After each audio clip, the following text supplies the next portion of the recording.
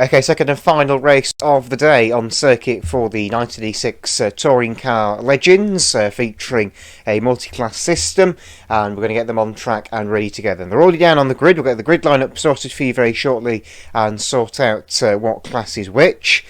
So we've got pole position being Scott Kinton from Class D in a Ford Escort.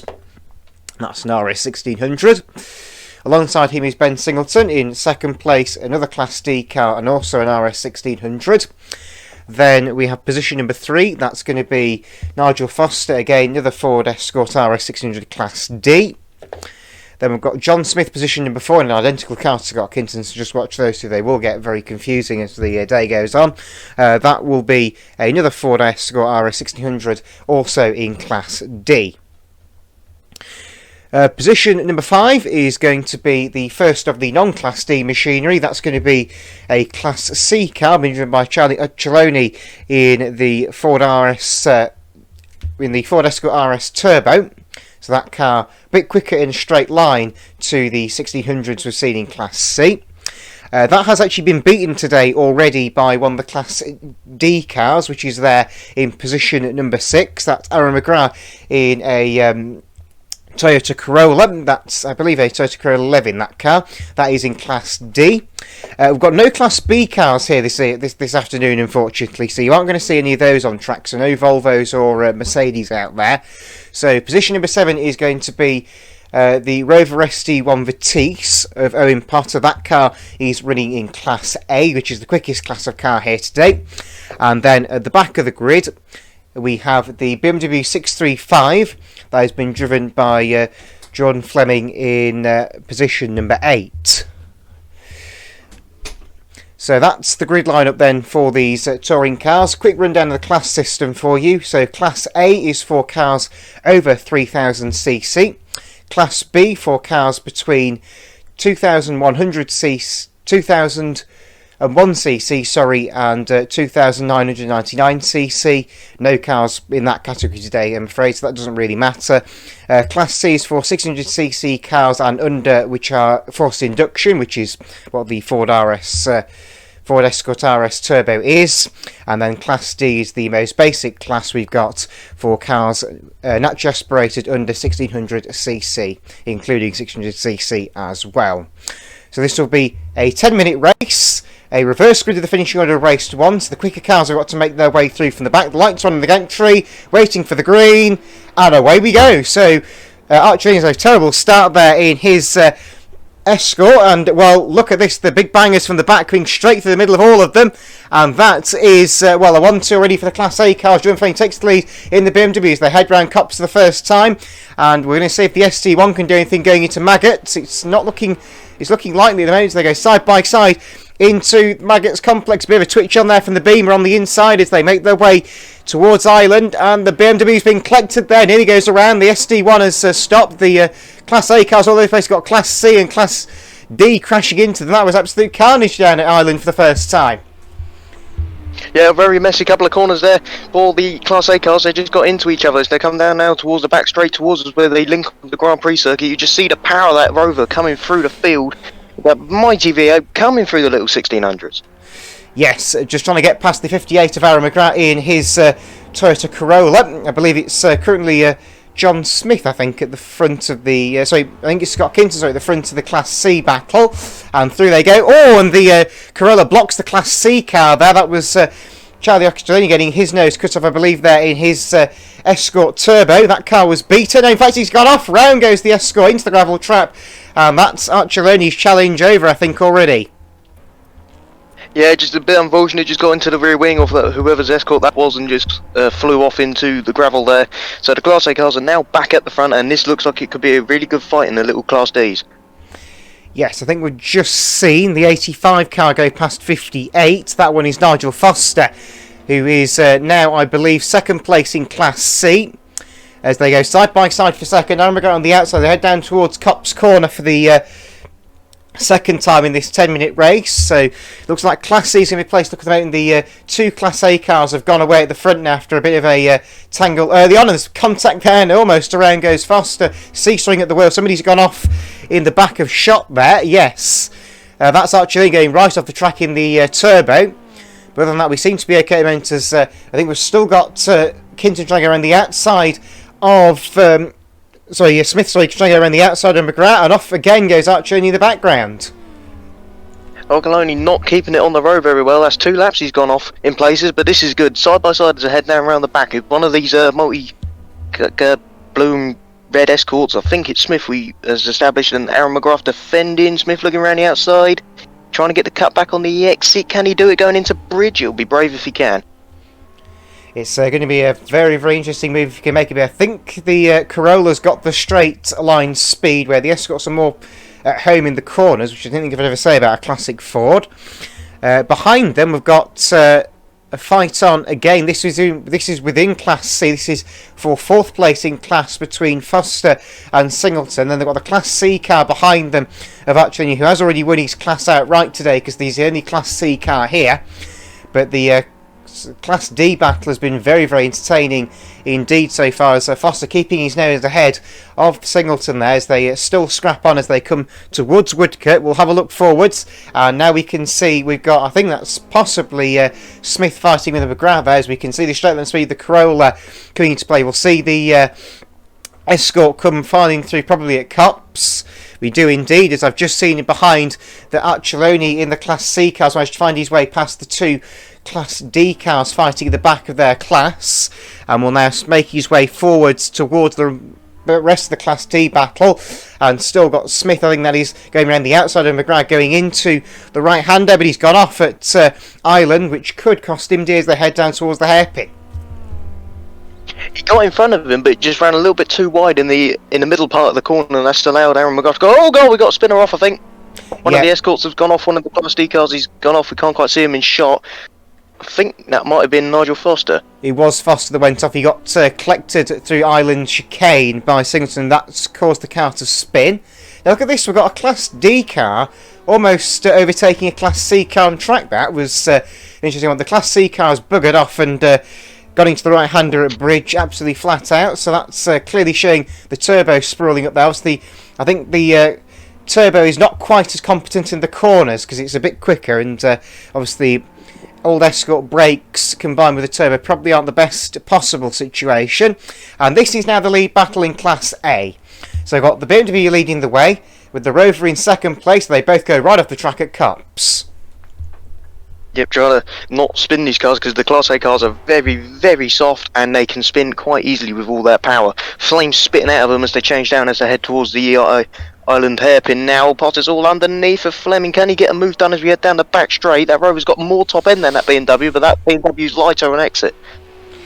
Certainly it is, and they head down towards the hairpin once again. Are we going to see any challenge here? Don't think so at the moment. This looks to be a fairly quiet battle so far. Well, figuratively speaking, of course. It's not exactly quiet when you've got a V8 engine involved in it. But the John Player Special BMW looking out in front of the moment, largely in charge. The SD1 is unable to challenge thus far. So at the moment we're going to just try and look back to see what's going on in Class D. It's currently been led, I think, still by Scott Kinton at the moment. And they've got side-by-side battlers. Here comes Archoni through into 4th place overall, and he is now mixing it with the top of the Class D cars. Obviously that car a higher class to these two, so he's not really fighting them for position as such, but obviously, you know, it's trying to find a way through anyway. It's got past going out of Abbey that time, and down the inside at bridge, makes contact with the leading Class C car, Class D car rather. He's got to go around the outside at Priory this time, but he's not able to make it. He's going to try and get to the inside for Brooklands, but still, he's not able to do it. That Escort is very exposed at the exit of the corner because obviously it hasn't got the revs on for it to spool the turbo out, so he has to wait a little bit. And as you can see there, as Aaron Mcgrath goes underneath and John Smith looks at it, but the second he gets enough revs in that engine, the turbo spools up. Just look at the power; it just pulls away from the Class Ds.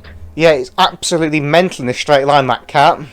Now, can he get these two on the run to Cops? They're going to try and go 3 wide into Cops, and they've just about made it work because the Class C car had got well alongside and gone by the time they got there. Nearly had a rollover. That was very close to going up and over for Aaron Mcgrath, who's seesawing, trying to get that car back under control again. Yeah, just a little bit wide and almost tipped onto two wheels as he brakes, as he allows John Smith to come back across and avoid a contact into Maggots as they head into Isle of Hairpin. So that's not gone quite well for Aaron Mcgrath there. He was second in the Class D, now he's at the back. Very much so. And this is the lead battle once again. This is Class A. We've still got the Rover in second place, trying to chase down and get past the BMW. He's just giving a small tap there through Brooklands, I think. Yeah, all over the back of that BMW. He's trying everything he can. These two have always been at it through the Super Touring we run here, but this is not Super Touring, this is 80s Touring cars. This is V8 versus Flat 6, as they, or not Flat 6, Straight 6. They come down the straight now. Rover in the slipstream. He doesn't look like he can do one into cops. Nope, flames spit out the sides, they change down. So it's still holding station for these two Class A cars, but this could get fierce with a few laps to go. Yeah, they're now going to try and go side by side towards Maggots. And are they going to get through there side by side? The BMW's got the inside line, but he's run wide. Here comes the Rover down the inside. Now the Rover is not able to make a move this time around, unfortunately. They got the nose cut firmly off by the Beamer through the chicane island and, well, down towards the hairpin. Are we going to see the Rover try and move here? He's going to try and go around the outside. Can he get around the outside of the Scotsman? And, well, the BMW's weaving around on the brakes. Fleming can't quite hold it. Pot has to slot back in behind the BMW. He's going to try and get the cutback as they go round the left-hander at Abbey. Back towards Bridge on the Farm Straight. He's looking very, very insane at the front. Into Bridge corner. Into Bridge, not quite. That Rover's not very good at handling compared to that BMW. He's going to have to do it on the straight or under brakes, because through the corner, that BMW has it in spades compared to that Rover. As he looks on the inside into Brooklands, can he do it? Nope, BMW's already there, but he's looking for the outside of Lovefield. This is brave. Very much so. Can he do it? Well, the answer will come very shortly, I think, is the case on this one. Well, no, he's basically crashed into the back of the BMW trying to get the run off the bend. It's 1 lap to go now, 1 lap to go. We're on the final lap of this race, so we're on lap number 7, which is how many laps we seem to have been able to get into this 10-minute time slot. Down the inside at Cops. Oh, the BMW gets run around the outside. Would you believe it? Ooh, he's sliding over the curb as they come an exit, but he's right underneath him now as we head into Maggots Beckett's section. He might be able to send the move up into the island hairpin, but he'll be close if he tight and close if he can. As he looks under brake, he's going for it. He's going for it. A bit late. Holy slam! That was quite a hefty knock, but the Rover is in the lead. Pretty dirty from the Rover, we have to say. Yep, and now the BMW is going to chase down the Rover. We'll be in the Rover. By the time it gets to the next corner, it will have simply rusted away, so it won't be there anymore to be a problem. So down towards the hairpin they go. That's the Class A battle that seems to have got a bit brutal. There's the Class C car for Charlie Occhioni running in third, coming to Lovefield now, so he's about half a lap behind the top two at this point. There's I think that's Aaron Mcgrath. Sorry, Nigel. I don't know who that is actually. That's somebody. That's Nigel Foster. Not quite sure where he is. I think he's actually leading Class C, but I'm not sure that's quite right. I think what's happened here is we've got the transponders all mixed up. I got a spin. Well, the Rover's gone around. So that was a good time to cut back to the Rover, wasn't it? Yeah, I don't know what happened there. He must have got too much brake or missed a gear because of the H-pattern gearboxes in these cars, but he just lost it going into Brooklands, and that's just gifted the Class A win to Jordan Fleming. Lights ablaze, comes around Woodcote for the final time. Jordan Fleming wins both Class A races here at Silverstone.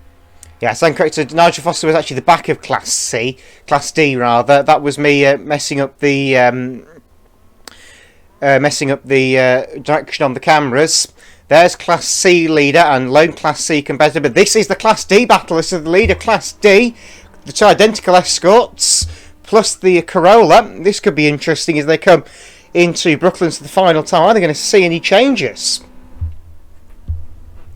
Be good if they can, but they use two identical, well, we're going to say teammates escorts here with Smith and Kinton. Don't know what way they're around. If we're going with anything, Kinton will be the first Class D because he was been in the lead of Class D all the way through the race. Doesn't look like. Can Aaron Mcgrath do anything on Smith with the more power of that? Because he's going to be close to coming over. Mcgrath just got it. Separates the two escorts on the timing line. So that is Kinton, McGrath and Smith. Your top three in Class D. As we see now, I think that's Ben Singleton coming through for fourth, and Nigel Foster will be fifth in Class D. Charlie Occhioni winning Class C as he's the only one here. Actually, I believe, unfortunately, I think, yes, Nigel Foster across the line now. He gets a position in Class D, and then Benson to the back. I can inform you as well that we didn't catch it, but the battle at the back of Class D at Ireland, there was actually an accident which took both of them out briefly on the final lap. So that's what happened with those two. That's why they dropped off Class D in the closing few moments of the race. So we'll try and get a result for you confirmed, but it was pretty much a self-explanatory result. We knew where the Class A and Class C cars were going to be placed. It was mainly about the Class D cars that were the main entertainment in that one. But obviously we had a great scrap at the front between the Beamer and the Rover, and the Rover predictably spun out, as all Rovers seem to do. But a very, very good race as far as I'm concerned from the touring cars. First time I've tried the multi-class system, and it seemed to work fairly decently. Yes, racing through all the classes. The Class C is really mixing in with the Class D, not only because you can't seem to get it stopped for the corners, but the power of it just made it quite impossible on this fast circuit to put a fight up with in a slower car.